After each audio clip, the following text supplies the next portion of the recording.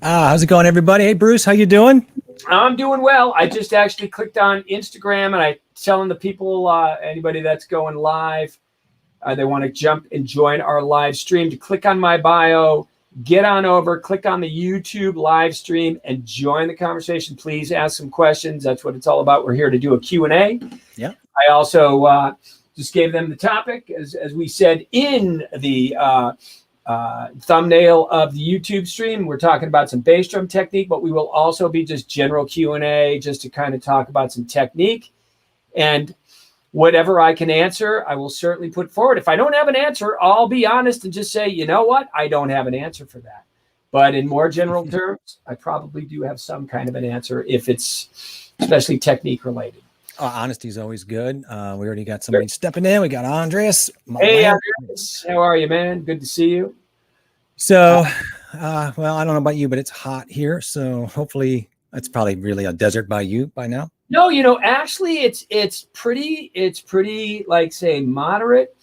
We're down maybe heading into like the lower 80s today. Oh, that's not bad. So yeah, but it's supposed to heat up. But this last, like yesterday, we were able to get out and actually do our family walk bike ride where my wife and I walk and yell at the kids to stay on the side of the road and watch the corner there. And kid herding.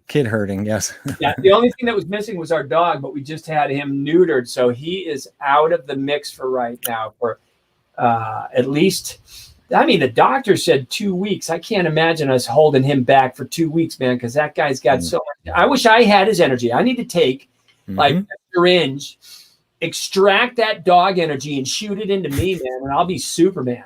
I think it's been tried, but you're more than welcome to. Well, 2 weeks is a long time for a young pup. Well, I don't know if we're going to endure that, but I think he's doing pretty well from what I see.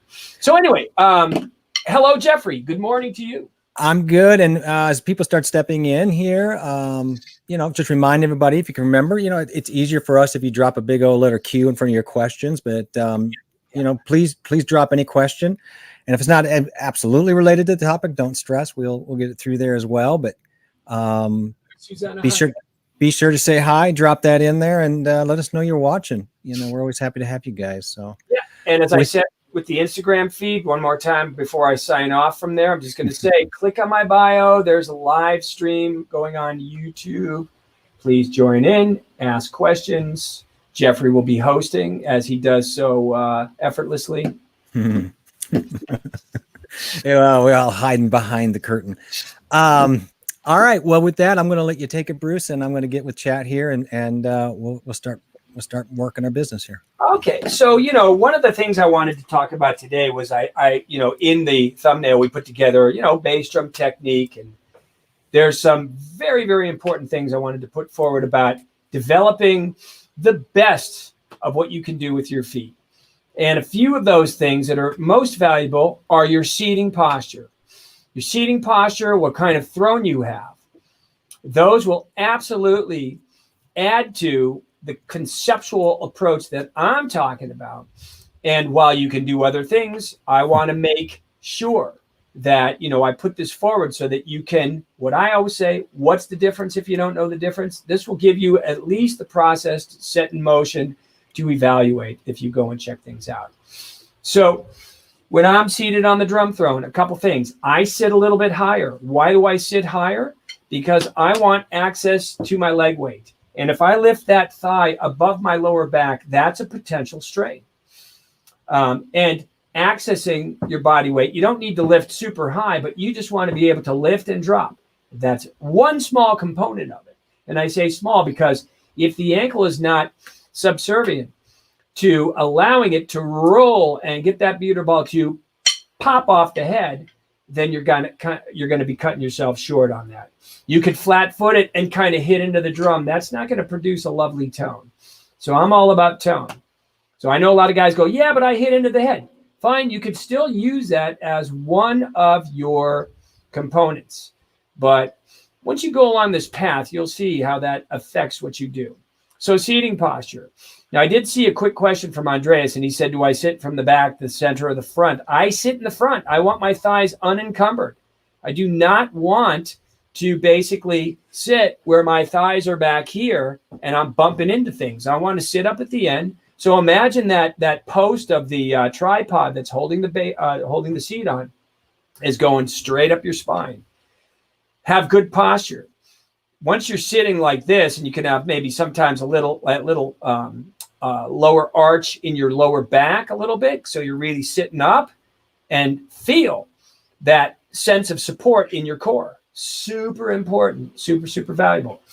Now, I hate to interrupt, but I'm going to jet out of here, Instagram folks. So I please encourage you to come on over to the live stream. Great to see you all. I'm going to click out of here.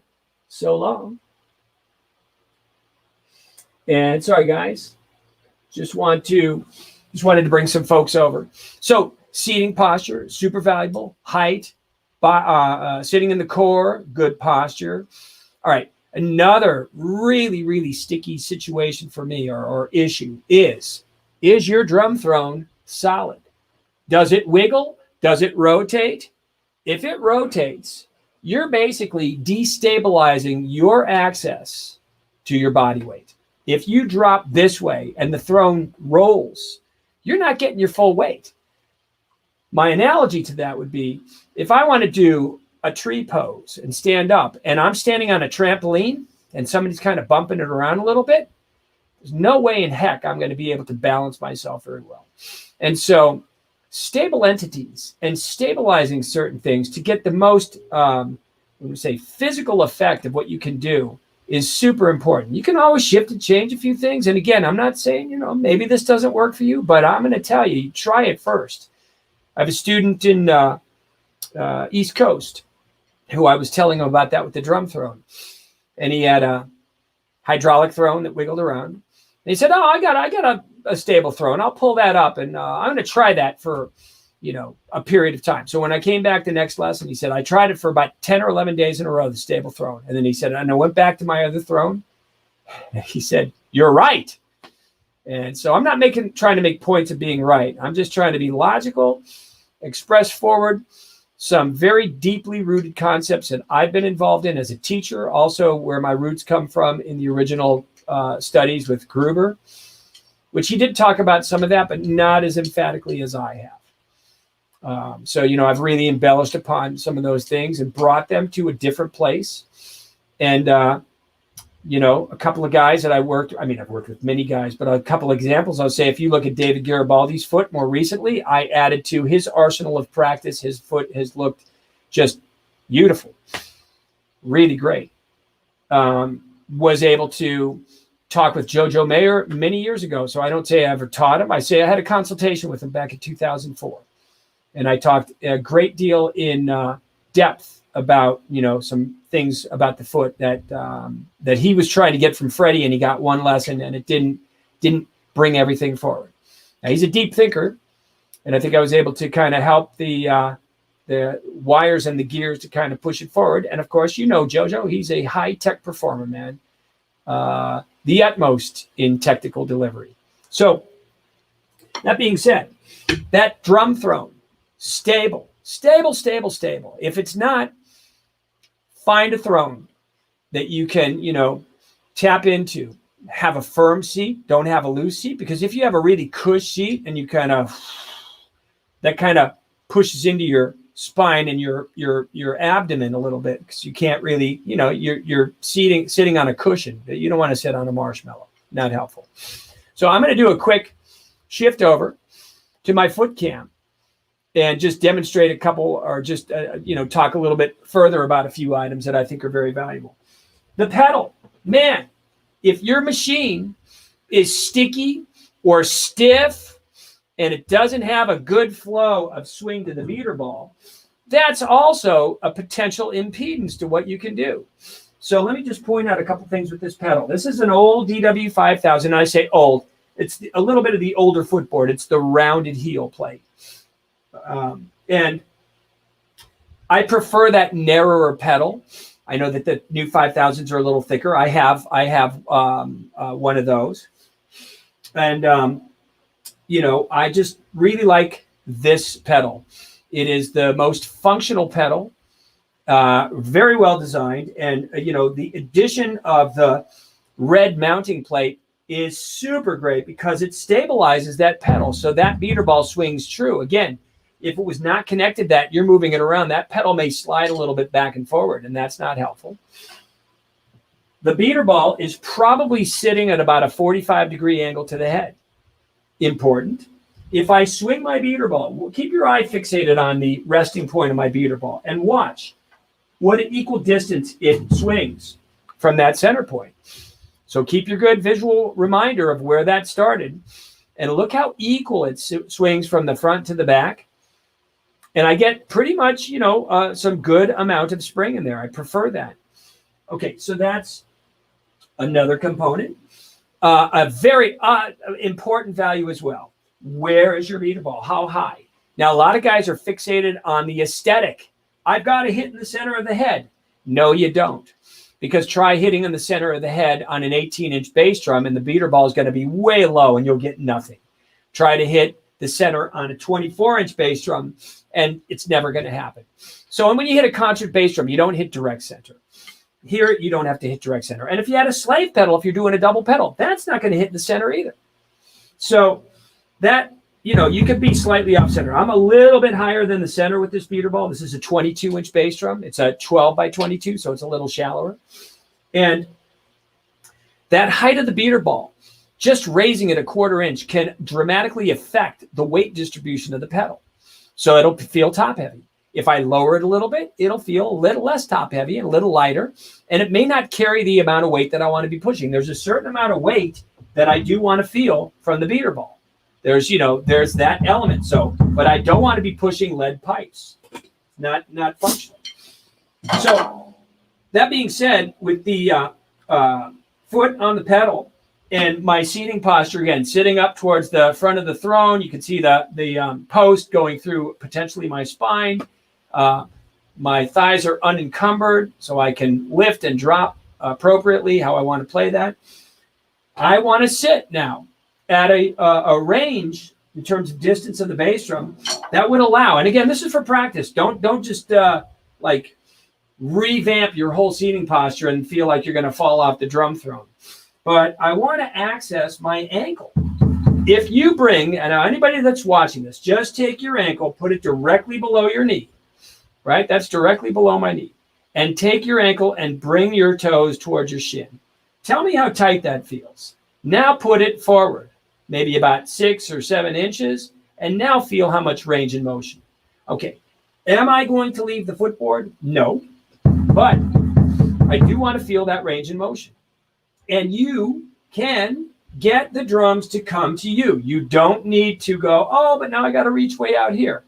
Drum technology in terms of hardware is ultimately been so advanced and is so, let's say, much more of a higher quality. You can get your drums to sit in any position that you need them to be. In fact, I have one former student that was studying with me who's about 6'11". So if you're European guy, that's roughly about 2 meters tall. That's pretty damn tall. He was all legs. He would come in here and his knee would be in his chin. And I would tell him, man, sit back. And about 6 or 8 months of us going through hands, but as well developing the feet, he came in and he said, man, I reconfigured my kit and I feel amazing now. And so that was just that being humble to the adjustment, not worrying about the aesthetics. You got to build the drum set around your anatomy and your body. That is ultimately the game, And so, as in the case of yoga, it doesn't have to look like the picture. It has to be built around your surroundings, who you are, and how you play, and your anatomy. Everybody's anatomy is going to be a little bit different, but there are things thematically that everybody can work on to loosen up. So once I'm seated, I want to kind of function with, again, so my heel is in front of my knee. I mean, my ankle, well, my heel too is in front of my knee. If I drop my stick below my knee, you'll see that there's a good, maybe about 6 inches or so, maybe 7, depending upon, I generally sit around here. And then as I'm seated on the drum throne, I want my thigh to be perpendicular to the bass drum. So that, in other words, my thigh is coming straight out of the bass drum. How does that look? Let's go to the overhead camera and do a quick adjustment here. And look. So that's pretty much perpendicular to that bass drum. Now, with the hi-hat foot, because that puts another issue into the mix of seating. Here on the hi-hat, generally what I'm going to say, and let me put on my side camera again, because generally what I'll say is I play mostly on the ball of my foot. There are times where I'm going to step into the hi-hat. There are times where I'm just gently opening and closing, depending upon what I'm doing, to get some open and close hi-hats for like a disco beat. So if I play this, I'll play lightly so I don't distort, but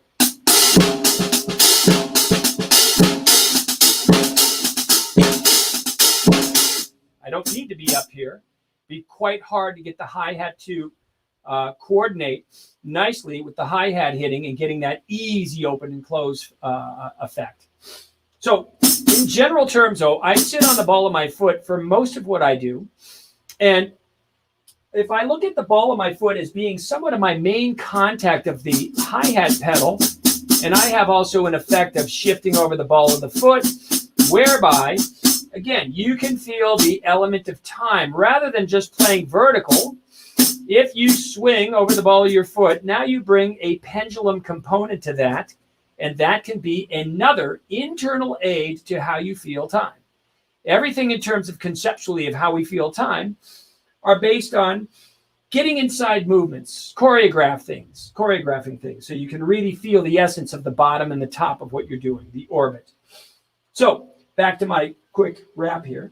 If the ball of my foot is the main contact point, and in general, my bass drum, well, not in general, but in fact, my main propelling of the pedal, no matter what I play, what position, is from the ankle, even if I play up on the ball of my foot.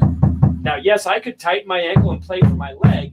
That's going to give me limited range and limited opportunities, what I can do rhythmically. That's a lot of pushing from the leg. So you want to have that ankle super loose. And you can play, again, from the ball of the foot. I don't use that approach a lot from the bottom, from the ball of the foot with the heel up too much. If I'm feathering, I do. And I do use it for certain things, but it's less of a path that I use. I'm more about the constant release, which is the rolling of the foot over the ball of the foot to an up and down position. So anyway, that ankle has to be loose. And let me finish my other thought. If I take the ball of my foot from my left foot, from the contact point of my hi-hat, and I go straight across, both pivot points are lined up. That means my left foot is drawn back a little bit. Again, aesthetically, I don't need my feet to be in the same position. That could put me in an awkward position, having my heel or my leg stretching a little more forward with the hi-hat foot, and that can create a little bit of some issues, not only playing-wise, but maybe some potential balance issues. Having this drawn back a little bit acts and serves up as a stabilizer for me to really push my weight, and I can still push it here, come into that. I don't need to have a lot of ankle stuff with my left foot. Like I said, most of the stuff that you're going to do with hi-hat is on the range of more pedestrian. I mean, yes, if you're playing jazz, you'll have some maybe opportunities to syncopate, and I don't want to diminish that and diminish the role of what the left foot can do, but I do want to say that as you're going through the process, again, you're formulating your needs. I help guide that. That's what I do day in and day out. I have a very deep schematic of how to build, how to shape, how to mold, and how to put it together to serve up your musical needs. Everybody's individual, and I'm always listening. What's this guy? How's he processing? What's he thinking about musically? And after 40 years, I think I've dialed it in pretty damn good. So, but that constant release, that rolling motion, that's nothing more than just a tap dance move, and that is corroborated by Steve Gadd in his Up Close video. Now, I don't use that technique in the purest of form because I didn't think about developing a fast chop of trying to do a lot of bass drum things. I was facilitating more of what I heard, and if I could go humbly and quote Freddie Gruber for a minute, he'd say, when we went through bass drum control with all his, insights and his approach, he would sit and he'd go, Bruce, it's bass drum control, man, not chops. And I get it. So having control, being able to facilitate what you want to play groove-wise, tonally having the control to produce a good tone, getting a nice pop of the beater ball off the head. Now, again, this is a I don't have my good microphone because it doesn't work through StreamYard. So I'm going through my podcast mic. So I hope I'm not overblowing it, but that's a pretty fat tone, whether I'm coming down or coming up. All right. And I'll do my Bruce Becker phrase, which is the dynamics are not necessarily dictated by what direction you are hitting. So I can get a good accent from down, but I could get a nice touch coming down. I could get a nice touch coming up. I can get an accent coming up. So I want to facilitate all those little developmental edges and bring about a stability, a factor of dance, and most importantly, which is a internal feel, a component of feel, weight, feeling your weight. So when I drop again, to be redundant, when I drop here, this throne doesn't spin and lead me over here. I can throw all of my body weight down, and I can come back to the hi-hat and get all of my body weight into the hi-hat. So that being said, I'll take a moment here and I'll shift back to me on the camera and I'll ask Jeffrey, are there any specific questions? Yeah, let's just get caught up. Just a couple of hellos, of course, from Mark from San Antonio, which I'm sure it's pretty chilly down there. Frederick says hello. Oops, I got Frederick here, of course. Frederick from Sweden. Got some questions in the house you've answered, or at least nibbled around them. So let's kind of dance with them. I know that Frederick has what he asked, do you ever use heel down for your left foot? Which yes, is right about when you got into it. Okay. Yeah. That's, again, I'll just elaborate just a little bit. That would be more of a function of, playing some, like, let's just say a disco pattern where you're going, shot. I'm not going to play on the ball of the foot. That's going to be very challenging timely. It's also going to limit the amount of touch and how you can strike the hi-hat to get that to open and close and get a beautiful chime. And you have variables because you could just open it up a little bit with the foot applying a little pressure with the heel down, or open up a little bit more. And if you go back and just listen to some of the classic disco tunes, there were those variables. Like if you listen to that Alicia Bridges, I Love the Nightlife, very cool, or Donna Summers, Hot Stuff. All those tunes, I bring them up because I played them back in the day, so going back to 78 and 79, I was in a 4-piece band. Well, I'll say 4-piece, 3+1. We had 3 guitar, bass, and drums, and a girl who sang, and we all sang, and we did a myriad of disco tunes, and we were undaunted by the fact that we didn't have synths and keyboard player, because we pulled it off, and we were, working a lot out there in the hotel circuit. Way back, or back then there was a period of time also where we were playing. Well, Black Angus, I think sometimes this was affiliated with hotel, but one that we worked up in Santa Maria, California, we were there for 2 months. There was no hotel affiliated with it. It was just the restaurant. But man, we played 6 nights a week. I think 5 sets. I don't know, man. I was a kid, so I had all that energy and all that attitude, and man, it was great. So that's sort of my correspondence to Frederick regarding about heel down. Yes, it can be very effective for jazz. You can step into the hi-hat and be in a heel down position and apply a pressure to your ball of your foot and let your heel drop back down, of course, gently so that you don't get a yawn out of the hi-hat. I do a thing where I'll spin out with my heel. Maybe I imagine this, but I thought that's what I saw Billy Higgins doing that. And it looked like he was lifting and drawing a nice circle with how he would lift his ankle or lift his foot and then roll back in. It was really cool. And whether I imagined it or not, if he didn't do it, I think it's a great idea. Again, it adds another internal concept of time. So. Yeah, it's actually awesome. Andres asked, how do you keep good balance when both of your feet are in the air? Okay. That's a tough one. So let me just demonstrate, and I'll put on the foot cam. Now, I think we should be able to see enough of me where, where I am. Yeah, we should see enough of me. That's a pretty good shot right there. So, okay, both of my feet are up in the air. That requires a little bit more here. So let's say I'm playing, for example, just a run of 16th notes. I'm playing 1 E,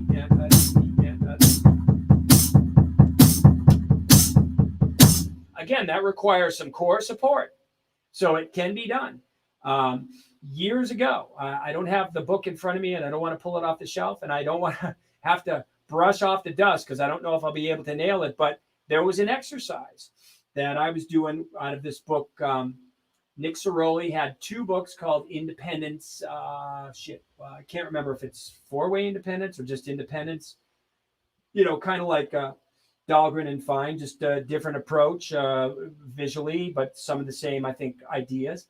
And we would play the hi-hat on the ball of the foot. So let's say the pattern was an ostinato of going 1, 2, and 3, 4, and 1, 2, and 3, 4, and 1. And then play the bass drum against that while I was playing the jazz ride cymbal pattern. And what I did for my students, I added an ostinato of playing the back 2 8th note triplets. So the hands would be going. Now here's the big challenge. All that stuff I'm doing with my foot will stay straight 8th notes underneath the swinging hands. So again, I don't know if I have the chop to pull that off right now. And again, we don't have the sonic thing, but I don't want to embarrass myself because that's something that I spent time years ago. But as I always say, there's a conceptual takeaway. Don't always look at the literal translation of an exercise. What I got from that was a deeper knowledge of feeling my core, my balance, and being able to, hang in there. So those attributes take a moment. There's a nice path that I lead everybody down to accommodate. I'll say this about one of my current students. He has a 26-inch George Way bass drum. And when I first started teaching him, when we first got together, he was telling me, man, I hate that bass drum. It's too big. And what was I thinking? Well, what he was thinking is he got a really great deal from a pawn shop, I believe is what the story is, like a really super deal. So once we engaged in the bass drum exercises, again, he's a taller guy. He's, I think, about 6'4" or so, maybe 6'5", 6'4", 6'5". He was struggling a little bit with, like getting the balance and all that stuff. And all of a sudden, as things started to click in and he was rehearsing with his band, well, his band loved that bass drum now because he's getting to the bottom of it, as I say. And that means dropping and popping, which I didn't demonstrate yet. I'm going to come back to the foot in a second. And so that attribute, so important. And his balance is far more stable. And he moved back. He got himself a stable throne. He actually went out and bought DW 5000 nylon strap that I always recommend. There's a drum shop up in Fresno that Dana Bentley, Bentley's drum shop in Fresno, give a shout out. He's set up quite a few of those pedals for my students because it's not on the books of DW. If you see that, they go, oh, get the 6000. Well, the 6000 is not mounted on a plate. And so, and I think the inner workings of the 6000 is, probably the same, but the 6000 that I had, it just didn't feel the same as a 5000. So I don't know if they do anything different. I doubt it. We'd have to talk to their R&D guy and Don Lombardi about that. I don't know enough about, the inner workings to say that for sure. But I can just tell you from my experience, I have about 6 of these pedals and they all feel great. There's not one lemon in the bunch, and I've had them for years, some of them, maybe some are a little bit newer.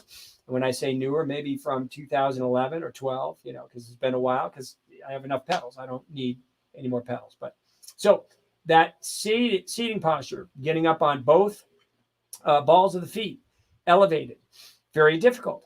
Now, mind you, we never separate from the pedals. You don't want to be juggling and dancing off the pedal. That's not going to be cohesive to, again, stability. It's like, when you're dancing, you can't fly off the floor too long. I mean, you got to come back to the floor. So there's some element of stability. So I wanted to share something though with the drop and pop. Again, what I wanted to say about this is not only is it a physical feel. I'm just going to lay one down. Okay, so as I drop down and you see all my weight falls, I'm not just flat footing it. That drives the bass drum beater into the head. I want to accumulate the idea of being able to come back. And like I said, that's why I want to sit a little further back. So I have that range of motion, but I will not leave the footboard. I will not leave the footboard. I'll say it one more time. I will not leave the footboard. It's not conducive to, the bond of foot and pedal. There I'm getting accents on the upstroke. I have a whole range of exercises that will stimulate the motion of how you can use all these things. I have several different ways of looking at it, from playing, maybe from the toe drop, toe drop, toe drop, toe drop, to up, down, to drop, follow through, and a whole range of more things. So just to pique your imagination a little bit. I didn't mean to cover you up. I wanted just to interject this because Andres had just kind of nibbled on the idea of, and you were just covering that. But when you do the constant release, do you ever start with the upstroke, or do you always start with the downstroke, which I think is what you were starting to get into? Yeah, it's okay. Yeah. So no, I don't just start with the downstroke. Here are two different ways to do just a simple rock pattern. Oh, well, let's say there are two rock patterns I'm going to demonstrate, and they're rhythmically just slightly different, but so functional for what we do in rock and roll. And the first one, we'll use the downstroke on the 1. I'll kick back to the hi-hat on 2, come up on the yan of 2, drop on 3, hi-hat on 4, up on the yan of 4, drop, up, down, up, down. Okay, let's slide that 8th note up 1 beat to where the upstroke from an of 4 is now on 1, and the downstroke is on the an of 1 and the an of 3. So the upstrokes will be 1 and 3. I'll play 1 and 2, 3 and 4. So in that particular situation, there's a reason why I do that. And I was called upon that back in 1995 or 94, somewhere around there, when I was teaching in Vienna. And there was a young student there that said, when you're playing this kind of rhythmic pattern, what is your foot doing? And I felt like, now this is going to date me, and maybe some people won't get the reference, but I felt like the owl in the old Tootsie Pop question, commercial, where the guy goes, how many licks does it take to get to the center of a Tootsie Pop? And he said, well, let's see, let's find out. And of course he cheats, but that's how I felt. I was like, well, let me look at my foot, because you got to remember, now that's almost 30 years ago. So my headspace for observing was there, but it was a work in progress. Now, 25 years later, man, I've done a whole bunch of soul searching, not only from playing, but teaching a myriad of guys, all around the planet. And so one of the conclusions I came up with was playing this up, allowing me to drop and get the double very easily. So if I play boom,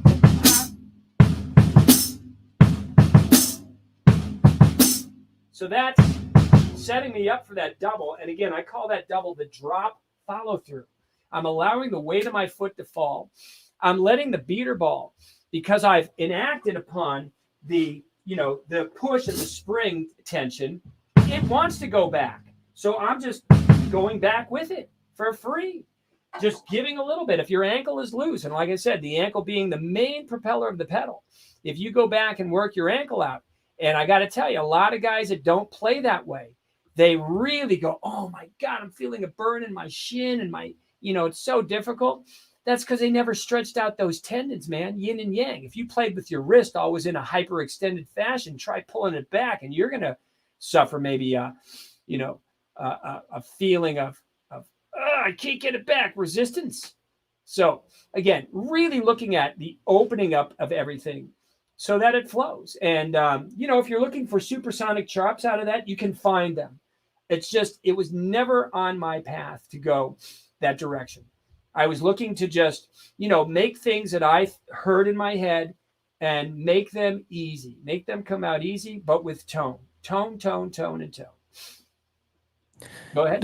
DeBrage actually brings up stretch assist, because he says, in the ankle position, when playing doubles with heel up and slide, does this stretch assist?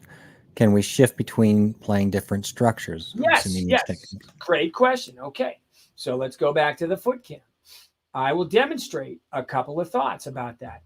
So let's just say I'm going to go through a quick run through. I'm going to play I don't know. I'm going to play that same thing. I'm going to play heel down. I'm going to go that's all heel down. Now I'm going to do it up, down, up, down, up, down, up, down, up, down. Now all heel up. Now, let's break it down now to the next 3 ways that I'm going to do it. I'm going to do what I call a bounce drop. So I'm connected to the ball of my foot. I'm going to stay glued to the pedal, and my second stroke, I'm going to roll over the ball of my foot and get the payoff. But the first one, I can play a bunch of those in a row and still get a nice tone. So we're just working on 2. And then another component, I'm going to do the drop follow through. Well, that's a little faster. That would have to be around here. Final way, and I say final loosely because there's other little nuances that I'll put in. I'll come back here from the a little bit more back on the pedal, so below the sweet spot. The sweet spot for a 5,000 would be somewhere around between the 5 and the first 0, or just hovering over the 0, depending upon. I'm going to slide back a little bit and play toe drop. So I can slide. First thing I'll say is, lest you believe you can't slide with a, as Freddie Gruber would call, a tennis sneaker, you are incorrect. You can. It's a very subtle thing. You have to learn to be able to feel the nimbleness and not get stuck to the pedal. I want to bring a dance-like quality where you can lift your weight and drop it appropriately and dance on the pedal. And so that sliding motion is another way, and I would use that quite a bit for like a faster rock pattern, like boom, chicka, boom, chicka, don't, chicka, don't, chicka, don't, chicka, don't. I could use it for a samba, but I have a little bit of a different approach. And those are also, again, would be contingent upon what the tempo is. But that sliding effect, coming to the toe and utilizing that, absolutely, you want to get the ankle loose and you want to develop that, and that will help promote that same thing. There's a little bit of, again, you're not really necessarily, let me go back just to demonstrate that you're widening open or opening your ankle wide to get that, this. But you do want your ankle to be loose so that it can respond. Again, I'm pulling it off just for dramatic flair, but I want to demonstrate that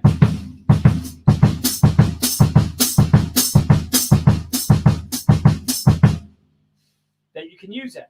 That's now not how I would play fast doubles. If I was doing, as everybody wants to always build up, the Bonham triplets, I'm going to use an essence of the concert release. The faster I go, the more I'm going to turn into the concert release. As I'm playing slower, I'm going to play.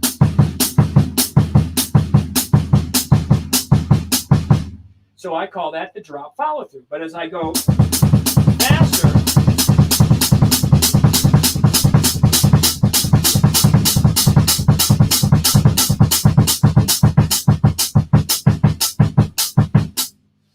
so again, I don't know how that's sonically coming through. I don't want to distort. We have to. Sounds good. Okay, yeah, we're going to build that up and get that all the sonic quality of this stuff dialed up in the next couple of weeks or so. I got a new iMac coming, so I'll be sitting and facilitating some kind of software that will get me through my interface unit. So anyway, again, just all I'm throwing down is, man, as detailed as you can be with your hands, you can be with your feet. Let's say as detailed I am with my teaching of the hands, I am with the feet. I can bring a great amount of stability. And if you're looking at excising, getting rid of tension, why would you exclude your feet? Tension is like a bubble. It goes from here down to here, over to here, down to here, maybe in the ankle. So you want to work on channeling an ability to get everything to dance and feel the coordinated movement of your body. What are we doing anyway? You want people to dance in general terms. I mean, if you're playing music, you want to have people like, as Freddie would say, if you ain't tapping your toe or shaking your ass, man, it's not happening. And so that collective conceptual idea of dance is what we're after. Okay, now maybe it's not going to dance because you're playing something in 7/16 and you're trying to get somebody to dance, and that ain't going to work. But you want to have a groove, a feel, a tone, and stimulate people rhythmically so that they are captivated by what you're doing. And that's what we're trying to do, is to facilitate, or that's what I'm doing, facilitating that for people. So, any other questions? We're caught up at the moment. If anybody has questions, drop them in. I know there's people here. That's great. Don't be afraid to. And if it's all off topic, don't worry about it. Well, yeah. I mean, I could jump back into the hand thing too. I mean, there is, again, that coordinated affair of stimulating the movement and the follow through of the ride cymbal pattern and getting that fluidity to not be knocked off the foundation of what you do with your foot and vice versa. In other words, you don't want your hand to suddenly start playing and then your ankle locks up and you don't feel the flow that you get out of it when you're just stimulating on its own. You want that, again, that, that coming together. While we have a moment too, we haven't really announced it, but the upcoming workshop. Oh, yeah. You want to talk about that on the 29th? So this is a lead-in. Very good. And I like your little Chiron there, man. So we do have an upcoming masterclass that I will be putting together for the 29th of August, as you see there. Getting to the bottom of it. And that is all what it's about. Getting to the bottom of the time, getting to the bottom of accessing your body weight. And I will detail these approaches with supplemental exercises and give you an insight to the foundation and how that can work for you. And so if you are at all interested, stay on our radar because we will be dropping this, I think this week. It will come out for signups. Yeah. I generally keep the attendance in a reasonable lower frame of amount of people so that we can interact accordingly. If I have too many people there and maybe somebody feels left out because they didn't get to ask their question, I really prefer to kind of keep it a little bit on the smaller level, et cetera. So watch for that. When it comes out, you'll get it through the, the obvious choices. Facebook and Instagram are my two main things. I might drop something on YouTube as well as like a little, Yeah. And if you're on the newsletter, of course, you'll get an update. And if you want to get on that newsletter, head over to brucebecker.com and join up, sign up there, and we'll send you out. Yeah. And if you're not a subscriber of my YouTube channel, please subscribe as well. Sure. I don't put tons of stuff because I don't want to be redundant and try to keep pace with, I don't know, I'm not trying to like keep up with the Joneses, as they say. I'm putting out things, little snippets to enhance your imagination a bit, give a little tease to what's going on, good insights, clarity.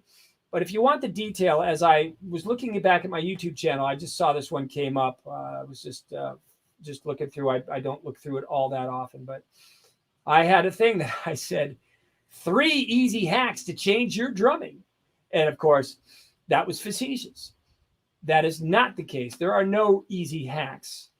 There are better paths, but the practical matter is you got to get down and dirty and engage in this stimulation day after day, working on calisthenics that will allow you to access a fluid delivery system and getting into a momentum and a mode where you can just easily stimulate the stick without any tension or resistance. Now, tension, do you get rid of tension completely?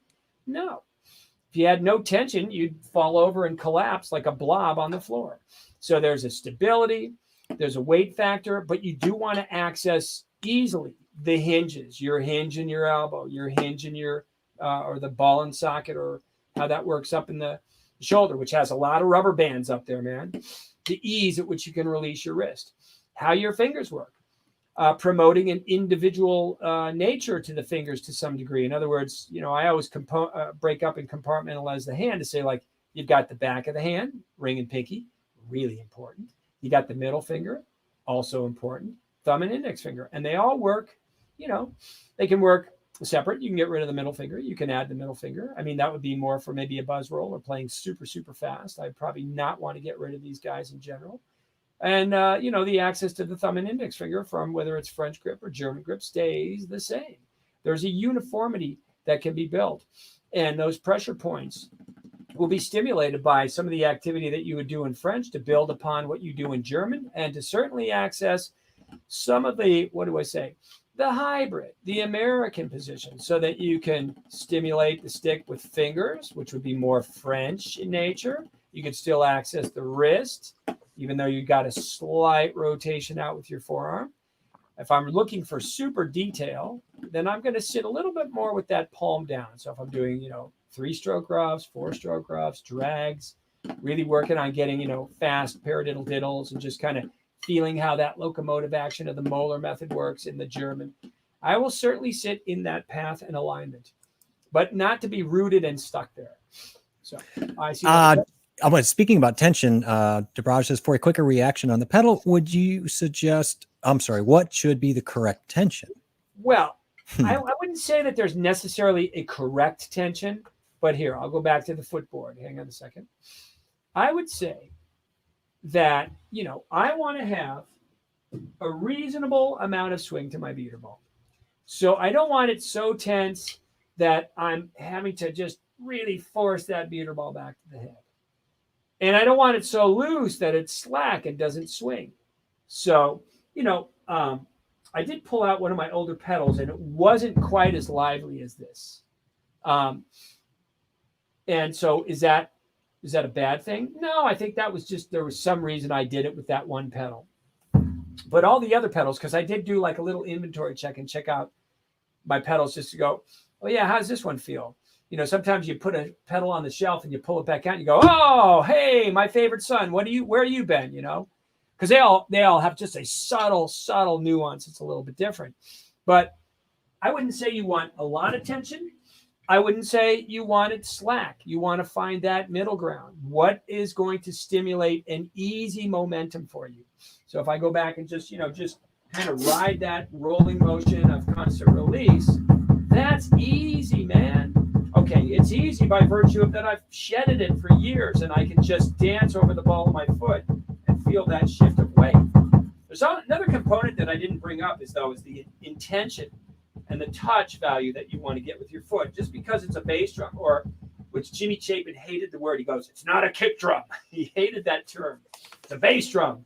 But just to go and formulate, like, you're right, it's not a kick drum. You're not supposed to just kick it. However, in rock and roll, the overriding consensus would be get a nice big fat tone out of the drum.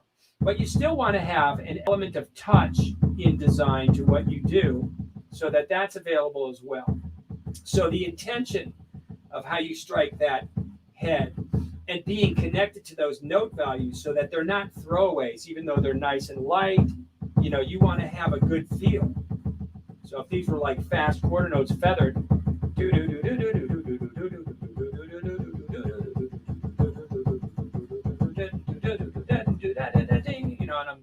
I don't know if I can play the ride cymbal that fast right now, but just playing super fast, watch, just as a side note here, watch Jake Hanna like in the early 60s with Woody Herman, how fast he could play. And he was feathering that bass drum.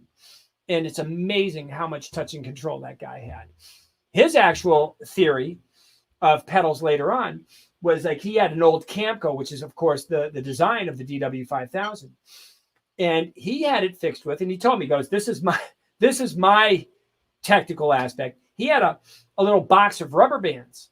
And instead of a spring, he put rubber bands. And he'd sometimes say, well, it's a 4 rubber band night, or maybe I need 6. So depending upon how much resistance he wanted to have, he would add more rubber bands, which I've never tried. I have an older DW pedal. I should probably just do that just for the heck of it and just see how it feels. It's,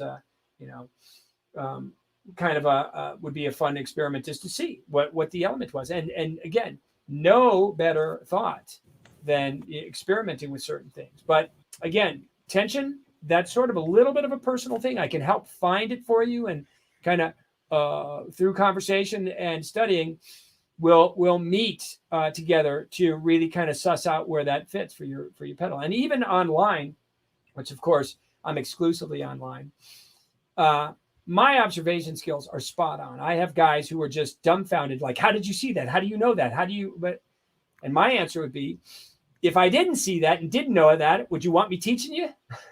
So my attention to detail is like super hyper vigilant. So I see another question, Jeff. You want to? Yeah, just shifting gears a little bit. Any thoughts on open-handed playing? Yeah, I think kick snare hat too. Sorry. I think open-handed playing is a good option. I'm not there. I mean, I worked on a lot of left-hand lead stuff when I was younger, and when Freddie had you practice all those rock and roll exercises and jazz exercises, left-handed, right-hand, to basically make the case that, hey man, if you want to bring up your left hand to a reasonably good, quote unquote, a little bit of a leadership level, then you want to have some of that. Now, I being right-handed, and I would say, yeah, I can sort of give the illusion that I'm leading with my left, or kind of lead some things with my left in terms of phrasing and ideas. I just never went the full open-handed route. It's got a lot of advantages because you can, play with a little bit more of that open backbeat. But David Garibaldi basically just still plays with the remote hi-hat over here so that he doesn't bump into his hands. Now, he's still got his dedicated format to playing cross-handed, but he said he likes that because he can really open up the left hand and there's no collision there.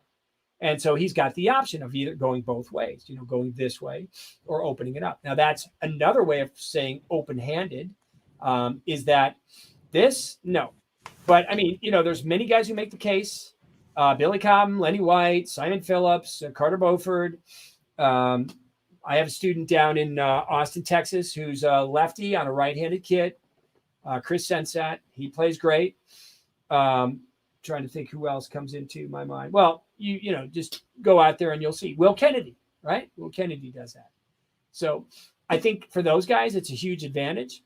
Again, you want to maybe walk that path and expose yourself to it and see at the end of the day if that is going to get you what you want in terms of feel, body and bottom to what you do, and authenticity to what you do. Because you can play the notes right, but it may not just dance. Yeah, I tried to do that. And so the problem is, after many, many years, you have to decide, do I want to try to keep evolving on what I already built upon, or do I want to shift those kind of gears? I just love it. I've seen Carter live a couple of times, for example. I thought, that's so great. And I'm like, well, maybe it's not for me, but that's great advice. DeBrage wanted to just kind of clarify. He was talking about the tension of the bass drum head, it seems. Oh, bass drum head. Okay. Yeah. Bass drum head, that's a personal thing. What kind of tonal quality, on a, let's say a smaller bass drum, like I have an 18. I don't really tune them up real high and get that real more ping pongy sound. I still want the bottom end of the drum. My idea of that was stimulated by, if you listen to Adam Nussbaum, a couple of great records when he was playing with John Scofield back in the early 80s. Man, he's just got a fat sound. Jack DeJohnette, a little bit lower on the pitching of that. Jeff Hamilton, big fat sound out of the bass drum. And so, the head tension, is going to play a little bit into that. But like anything, you're going to adapt, just like a floor tom. If you have an 18-inch floor tom, you're going to have to move with it and give with it a little bit more. Now, how much tension? I don't know. That's not super high pitched. It's not flapping. I don't want it to sound like paper. And you don't use muffling of any kind, like a pillow or anything, right? You have the small DW pillow. Okay. So there is, I don't have it tuned that way now, but I do have a 14 by 20 inch Jazz Series bass drum. And for many years, when I got it, I think I got it in 2009. So for a good 6 or 7 years, no, longer than that. Let's see, 9 plus 6 is 50. Oh yeah, about 6 years. I had that sucker tuned with nothing in there. I had an Onyx EMAD from Evans, and I had a coated, what's it called again? The Evans EQ1 as a resonant side. And man, I'm telling you, that bass drum just had a big fat bottom. So, if Spinal Tap could have used that as their picture to, if you guys know the song, Big Fat Bottom, it really represented it. I'll tell you a story. I went into a club that I've played for years, going back to like the 80s.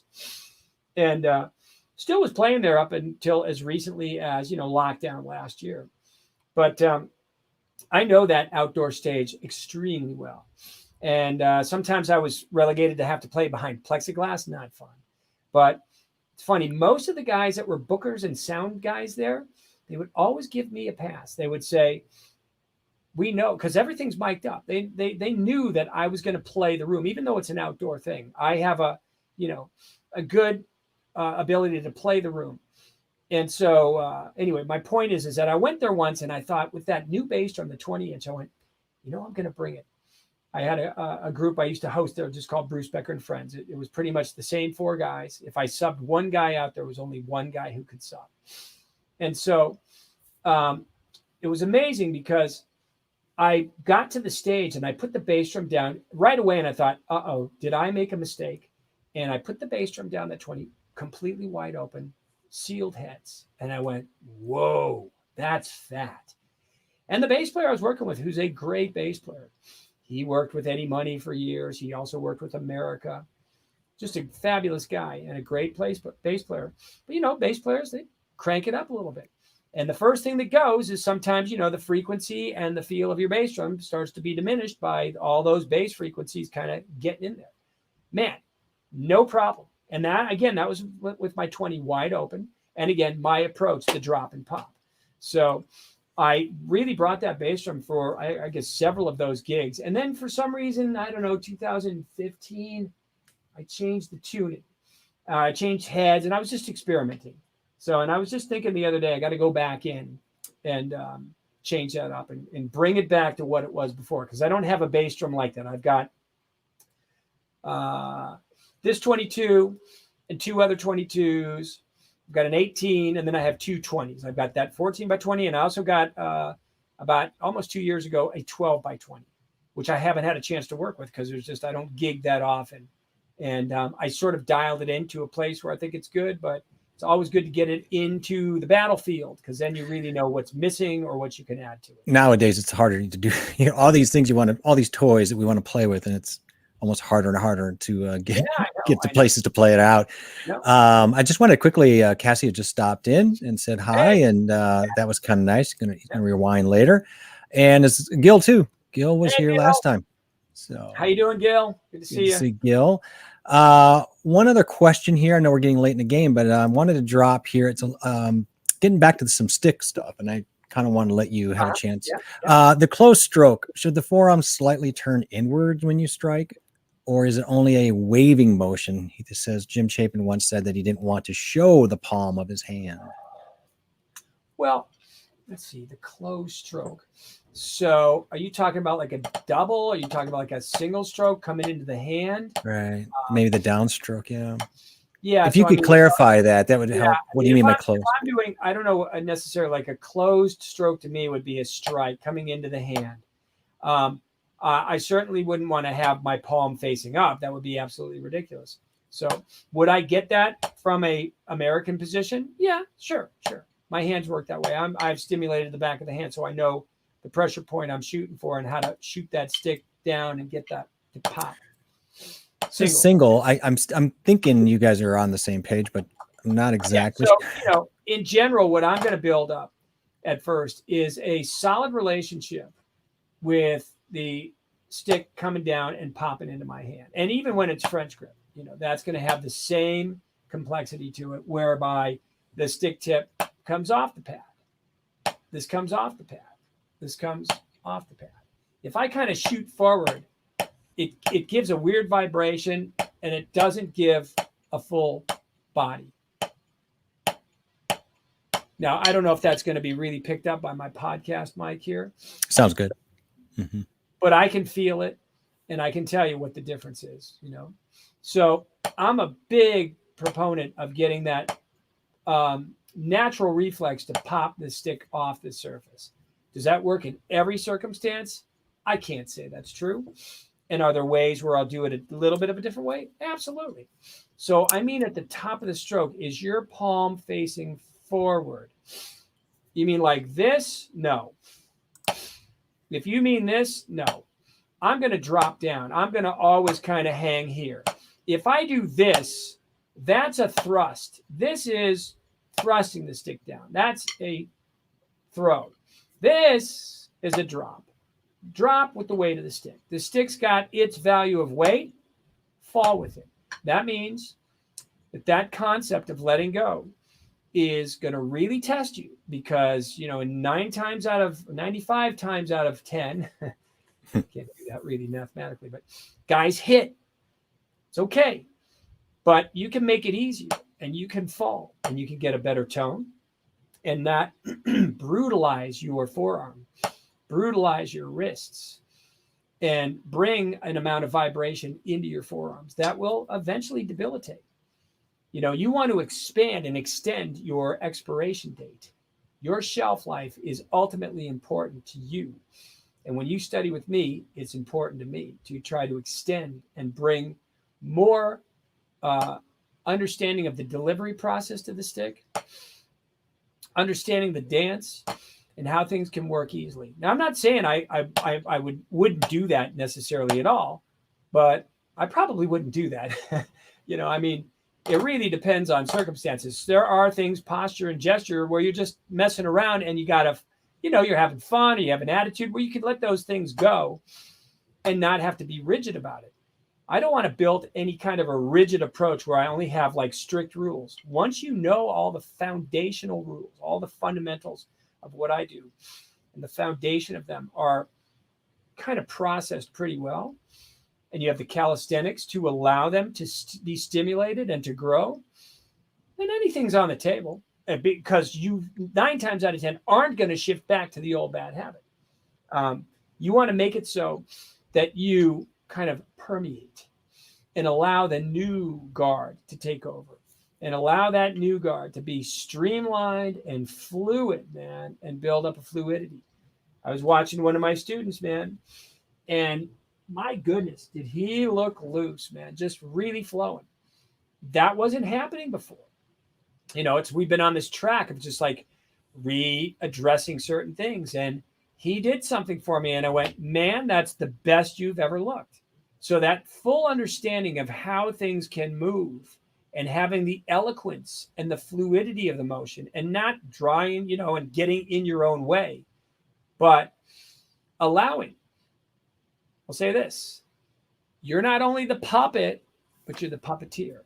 So let yourself go and draw into the lifts and the drops and fine tune how that stuff can move. Now, again, my schematic of how to build that and to put it together, I don't take lightly. I have, huge details and formats of that. It's not a quick like, hey, check this out, and you're going to change instantly tomorrow. Nothing works like that on the planet. Nothing. You want to change your diet, you got to conform, and you got to change the neurotransmitter pathways in your head and create a new dynamic that you go, oh yeah, I know that's reflexive now. Anything. So he got. I just want to let you know he did. You nailed it. Okay, good. Thank you, Andreas, for the good question, man. Yeah, that's all good stuff. And again, if you watch how I work, and I don't want to always bring myself into the mix of being the example. But as I know many people are visually inclined, I must do that. If you watch any of my videos, if you're on Facebook or Instagram, I'll probably post this lesson to YouTube coming right up that I did on Instagram. And I just put up like a playing clip on YouTube. And I was just watching how it was playing, and I just went, that's okay. That's what I'm projecting in my conceptual head. Not just the notes I'm playing and the rhythmic activity and the flow, but the way I think about movement, and the way I think about how you can get that stick to work for you and still get body, bottom, and density out of the stroke. As I always say, loose is good, but if it doesn't have density, you're kind of losing out the snap, crackle, and pop that you want to have to the drum kit. So anyway, before I sign off here, because I'm looking at the time, we're a little bit over the hour, I do want to say again that I will be hosting a masterclass. All the details will be coming out this week. It's called Getting to the Bottom of It. It's all about foot technique, all the concepts I push forward with great exercises. It'll be on the 29th of August. That's a Sunday. 10 a.m. Pacific Daylight. So if you're a Central European guy, that means it's 7 o'clock in the evening. If you're an East Coast guy, it'll be 1 p.m. If you're a guy in Argentina, I don't know. What is it, 5 hours ahead? I don't know. If you're in, if you're in New Zealand, well, it doesn't work. I think New Zealand would technically be about, 5 hours behind that, but the next day ahead. So it'll be, if you want to get up at 2 in the morning or 3 in the morning, great. But I can honestly say unequivocally that you will get a maximum presentation that you haven't really seen. I mean, you saw snippets, but I'll get a little deeper inside of how those things can work. And I will get to the bottom of getting to the bottom of it. So check that out. Big thanks to Jeffrey for co-hosting and kind of keeping things float in the right direction, allowing me to sort of babble on here. Appreciate everybody coming in and hang on. We'll probably reconvene in 2 weeks. That's sort of just a tentative, but next Sunday will be my wife's birthday, so we'll be celebrating her. Cassie's giving us a little love, so much insight and info. Thank you, dude. Appreciate that, man. Always a pleasure, and it makes it fun. You guys are always so appreciative and warm about everything, and the questions are great. I learn why I work. So thank you for that. Let me be here. All right, guys. So all I can say is peace out. See you next time. And always a blast. We'll see you next time, Bruce. All right. See you guys next time. Have a good day, guys. Yep. Peace. Peace, guys. Talk to you soon.